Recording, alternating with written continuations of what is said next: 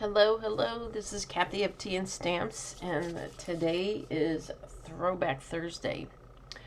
I'm participating in a blog hop, and the instructions were to recreate something that you've done in the past, or to change it, make it better. But so I went back and I looked through my blog roll and found a card that I posted on July the 10th, 2017 for a freshly made sketches challenge, and using a technique called the ink swiping. And here's the card that I posted back in 2017. That was one of my favorite punches, the large daisy punch, and it's gone, but I enjoyed making this card. The colors I used here for my swiping background were Old Olive, Daffodil Delight, and Pool Party. So today I'm going to recreate it, making a fall theme, and using the Chic Textures collection, and that's in the annual catalog, or Textured Chic. There, I got it backwards. Page 98. This is really an artsy type of collection. I like it because it has all four seasons in here and the seashore. See, there's some seashells, beautiful flowers, a snowflake, leaves. I love this swoosh, little splotches, and the paper is so unique. It's gorgeous. And the coordinating colors are Petal Pink, Mango Melody, Pool Party, Evening Evergreen, Soft Succulent, and Gold. And it's really just a fancy setup. So I have the stamps and the dies, but I didn't get my little sheet made that I'd like to show off with the product information because I used up most of the paper right away. So I'm using bits that I have left. So here we go. Let me show you what I did today. So here's my creation that I will be showing you how to do this technique today. I saw this technique on a blog post from former Stampin' Up demonstrator Kim Jolley. Kim is actually a really great artist. She draws a lot of faces, and you can see her on Facebook, and they're just gorgeous.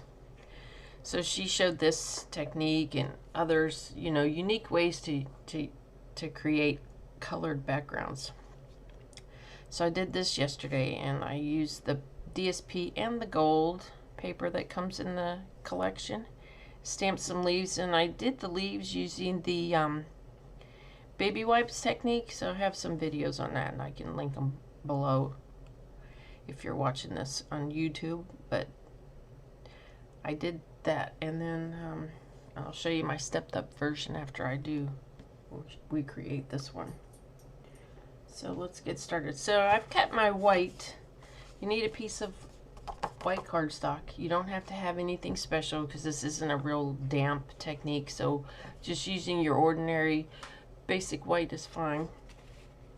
I've cut this one 5 by 3 1/4, and I'm gonna decided I wanted a little bit of a border on this one. You can do it either way. Well, maybe not. Yeah, I think I do. I want just a tiny border. So I'm going to use my mint tape. You can use masking tape, you can use mint tape, and I'm just going to, on the grid paper we have here, it has like little dots on it, and I'm just going to go like halfway, so it's like 1/8 of an inch. Make sure I have the same number of dots showing on both sides. Just a tiny bit that I want to cover up. If my head gets in the way, I apologize. Oh, it's early in the morning. It's just me and the dogs up right now. I like it when I get up early and everybody's still in bed and I can just relax and get this done. Let's see. I want 4 little dots showing, 4 right there, and looks, right? I really like this tape. It's not cheap, but you cannot get it very wet though, because it does bleed through. So I'm gonna have to be careful about that. So I don't recommend it like if you're watercoloring. I would use like a painter's tape or something like that, but okay, so I need a big block, and I've got the re-inkers. Got Soft Succulent, Mango Melody, and Petal Pink. Those are the colors I'm using. I picked those colors out of the palette of colors that coordinate with the DSP.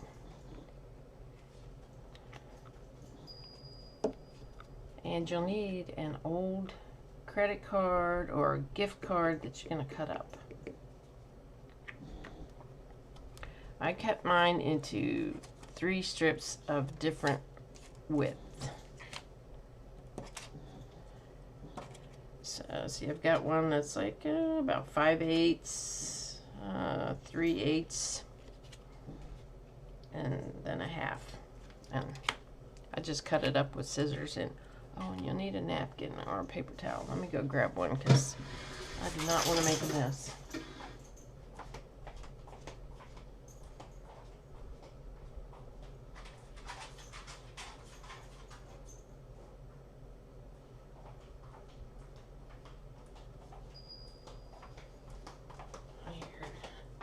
You got a tissue that works just as well.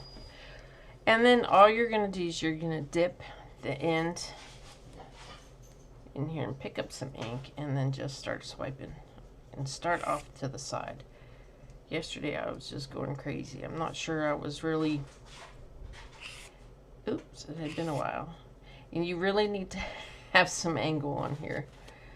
Let's see. Oh, that's good. And you just make a random pattern. Put as much or as little ink on as you want. Change sizes. Let's see. And just go to town.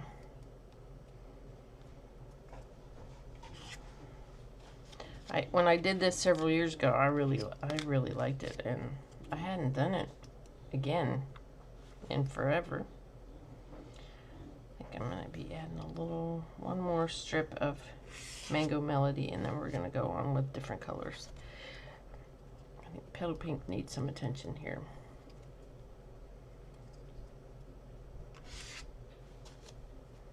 Now we need more green, more Soft Succulent. So yeah, so it had been a while, and then they posted this blog hop on the Crafty Collaborations group, and I thought, well, let me peruse my past and see what I'd like to recreate. And it turned out to be this. I always like to start from the edge because I don't want a blob, but then I have like a little streak, but that's okay. It's like everything's coming together in the middle, so I need to move away from the middle and go a different direction. There we go. Maybe add a little more pink. There's some more yellow at the bottom here.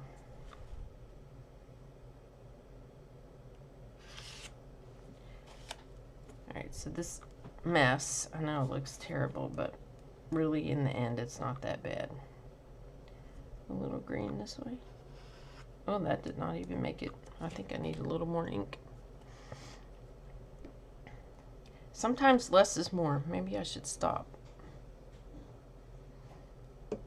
Yeah, I think I'll stop. It doesn't have to be. Sometimes I think you have to be even and symmetrical, but we'll just stop. But anyway, this is for people who don't mind mess and things not being even in certain order, but you're going to cover some of it up. Let's see, this paper comes up so nicely. This tape, yeah. So that's it. That's done. And I just have to decide how I'm going to use it. Alright, well, I think I'm going to keep it this way. And these are the strips I'm going to use. This is a strip of the DSP, and this one is 1 1/4 by 4 1/2. So I'm going to trim it off after I put it on here.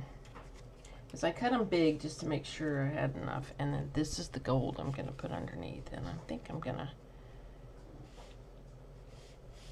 want to cover that up. So I'm going to go high with it. Everything's good. That's the nice thing about this, is versatile. You don't have to put everything in the middle. Or maybe I can flip it this way. Yeah. Go like that. I like that because I like the more color showing at the top. Alright, so let's get to inking. So, well, we had some rain all around us, not in town, which is not unusual. So, but more will come, hopefully. As we were really dry. Although I checked the weather today. Our humidity is going to be 81%, which is really unusual because usually our humidity is in like the 30s and 40s, but I guess the rain that's been happening around us is affecting our humidity, which is fine. Alright, that's going to go here.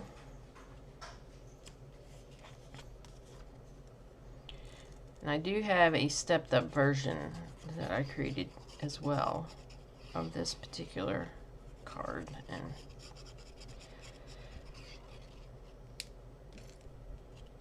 I'll show you that. I just did a few extra techniques on this piece here.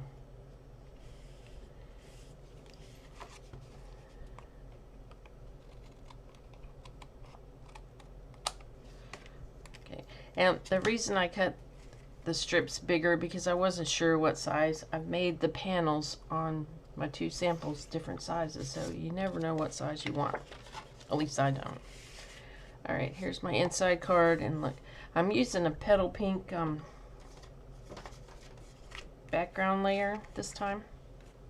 So I had a little extra bit left over, so I'm putting it on the inside of my card, on my liner. My glue will come out. Oh, this thing gets stuck all the time. Come on now, get unstuck. Where's my needle? You can't leave this open too long sometimes.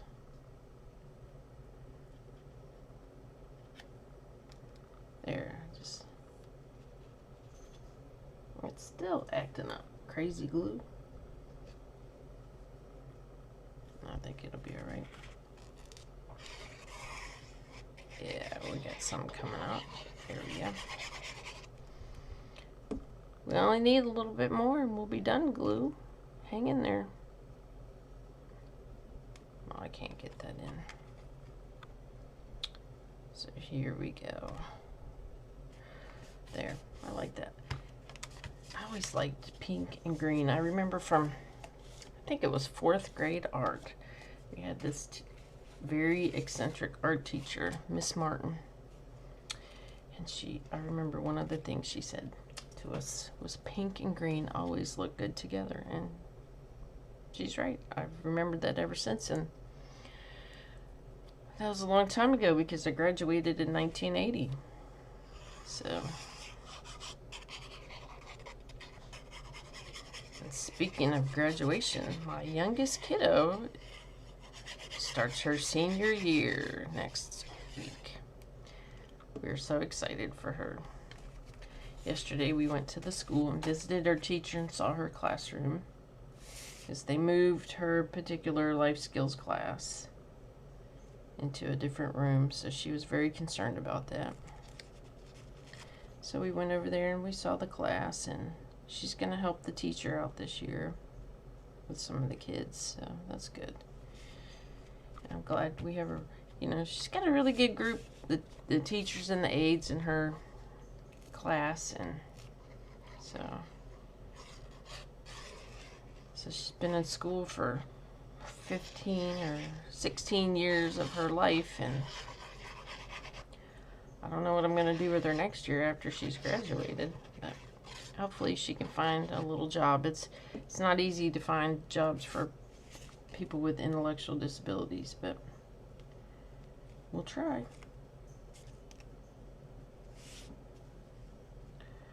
Oh, there we go. I'm liking that.